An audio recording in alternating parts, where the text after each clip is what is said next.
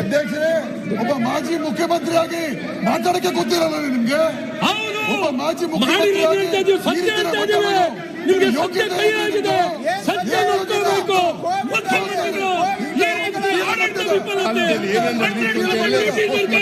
ಈಗ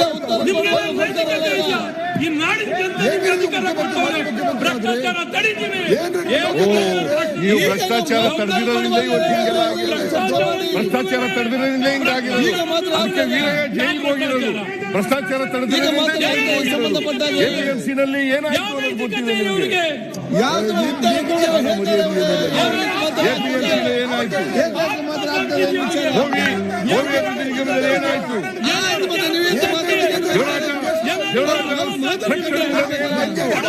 ನಿಮ್ಗೆ ಬಾರ ಮರ್ಯಾದೆ ನಿಮ್ ಕಾಲದಲ್ಲಿ ಆಗಿರೋದು ಇವೆಲ್ಲ. ನಿಮ್ಗೆ ಏನ್ ಗೊತ್ತಿದ್ದಾರೆ?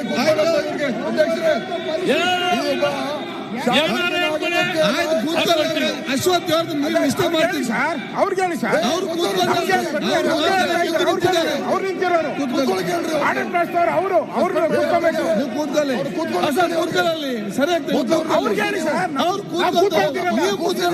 ಕೂತ್ಕೊಳ್ಬೇಕಲ್ಲ. ಅಧ್ಯಕ್ಷರೇ, ಮೊದಲು ಕೂರಿಸ್ರಿ, ನಾವು ಕೂತ್ಕೊಳ್ತೀವಿ.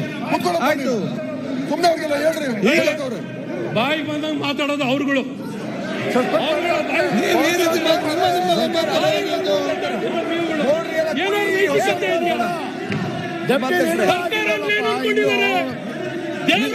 ಸರ್ಕಾರದ ಕೆಲಸ ಅದು ಉತ್ತಮ ಕೆಲಸ ಅಲ್ಲ. ಸರ್ಕಾರ ಬಡವರು ದುಡ್ಡು, ಪರಿಶಿಷ್ಟ ಜಾತಿಯವ್ರ ದುಡ್ಡು. ಸರ್ಕಾರ ಹೇಗೆ ನಡೆಸಬೇಕು ಅಂತ ನಿಮ್ಮಿಂದ ಕಲಿಬೇಕಾ? ನಿಮ್ಮಿಂದ ಕಲಿಬೇಕು ನಾವು. ಮುಖ್ಯಮಂತ್ರಿ ಏನು ಇಲ್ಲ ನಿಮ್ಗೆ. ಕೂತ್ಕೊಳ್ಳಿ.